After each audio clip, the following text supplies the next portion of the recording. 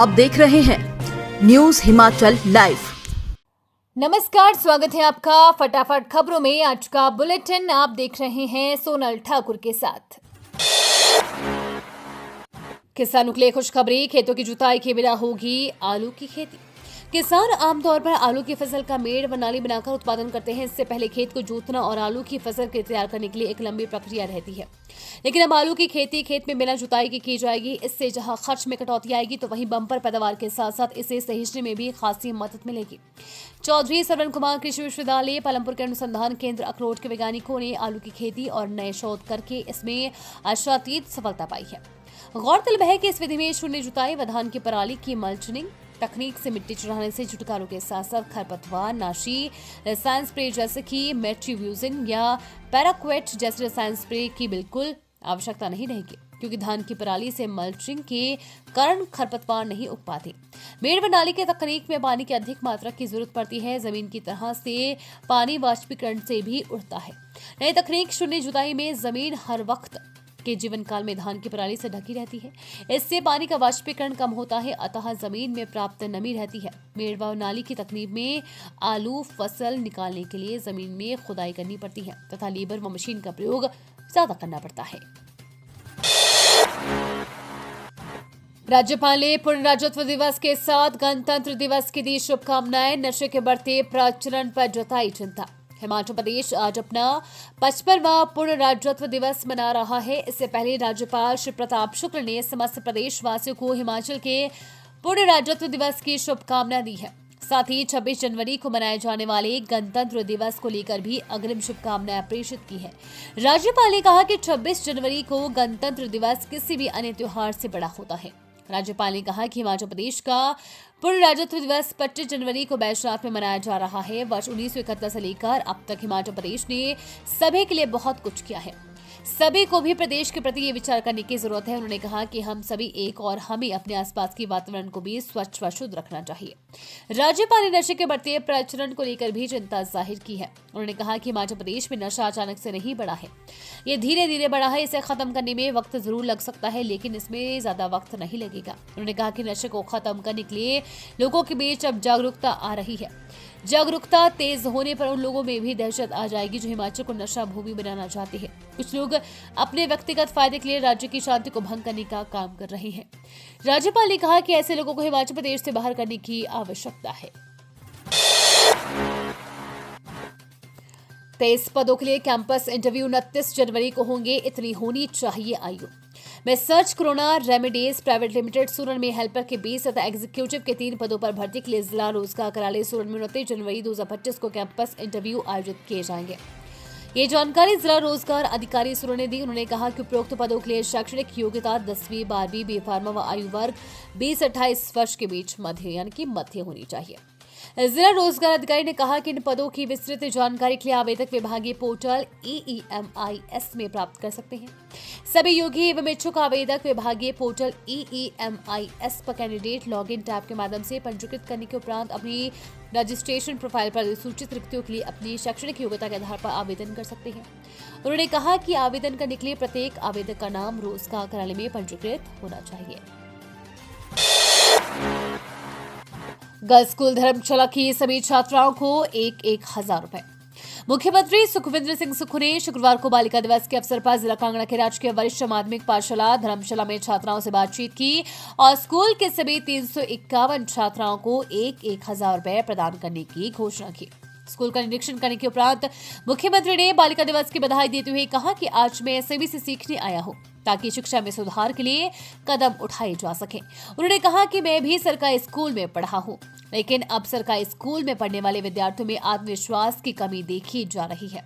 राज्य सरकार उनका आत्मविश्वास बढ़ाने के लिए कई कदम उठा रही है, जिससे वे बेहतर नागरिक बन सके। मुख्यमंत्री ने कहा कि राज्य सरकार एक भी विद्यार्थी को शिक्षा से वंचित नहीं रहने देगी। औषधीय औद्योगिक उपयोग के लिए ही होगी भांग की खेती, जाने क्या है सरकार की योजना। हिमाचल प्रदेश में भांग की खेती करने की तैयारी है, लेकिन औषधीय और औद्योगिक उपयोग के लिए ही खेती होगी। भांग के पौधों को बायोमास और फाइबर के स्रोत के लिए भी उपयोग और प्रयोग किया जाएगा। प्रदेश सरकार भांग के औषधीय उपयोग में बेहतर संभावना देख रही है। नशे के लिए भांग का उत्पादन रोकने के लिए भी पुख्ता व्यवस्था की जाएगी। हिमाचल में भांग की औषधि और औद्योगिक खेती से स्वरोजगार की नई संभावनाओं के द्वार खुलेंगे। प्रदेश सरकार को भांग की खेती से राज्य में बड़े निवेश की संभावना है। विश्व के लगभग 30 देशों में भांग की खेती होती है।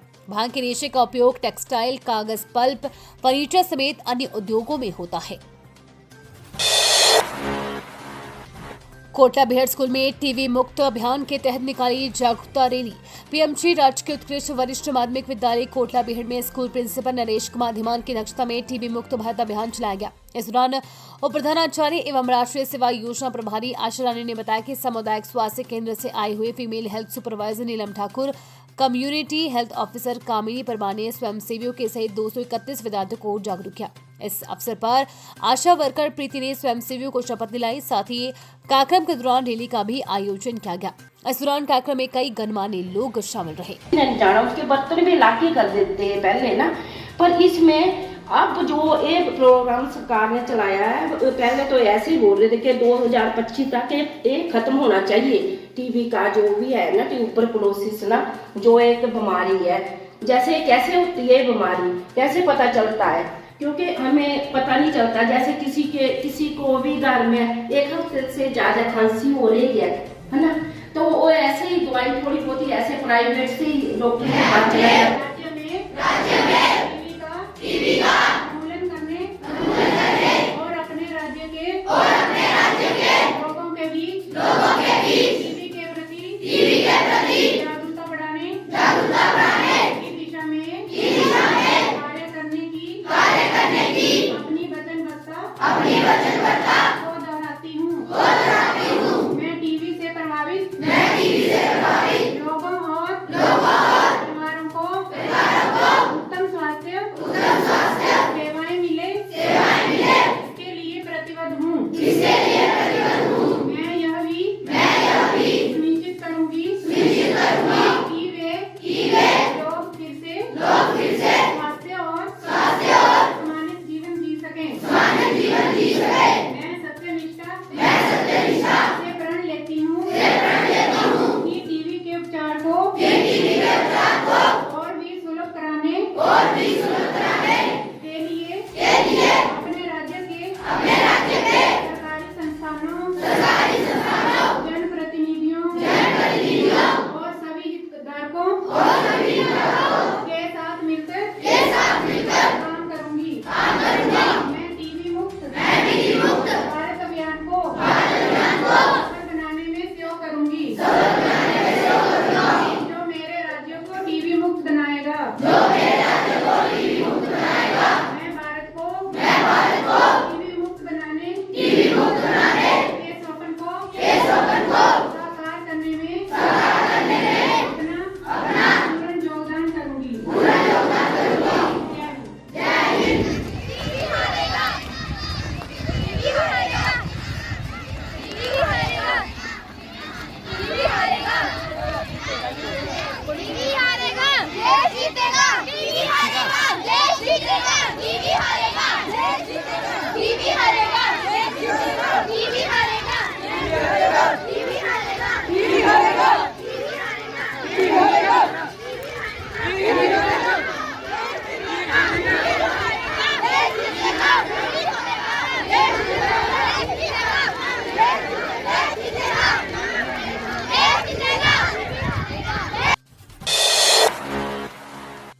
सोलन में एक बड़ा हादसा होने से टला। सोलन सिटी के दोहरी द्वार के पास दो कारों के बीच हुई टक्कर, भारी नुकसान। एक कार चमकघाट की ओर से, दूसरी कार बाईपास की ओर से आ रही थी।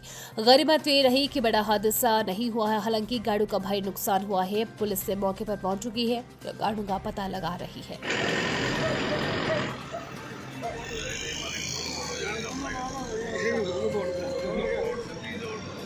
दर्शकों, जल्दी से जल्दी जुड़ जाए। हम आपको सीधी तस्वीरें सोलन के ड्यू घाट से दिखा रहे हैं, जहां पर दोहरी दीवार में अभी एक कार का जो है यहाँ पर एक्सीडेंट हुआ है।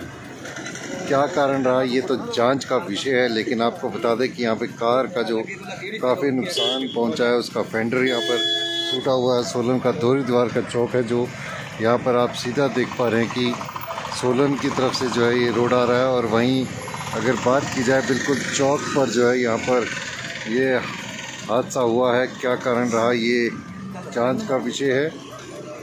पुलिस मौके पर है, कार्रवाई में जुटी है। आपको बता दें कि दो कारों की टक्कर हुई है और यहाँ पर जो है कार को जो है नुकसान यहाँ पर पहुँचा है।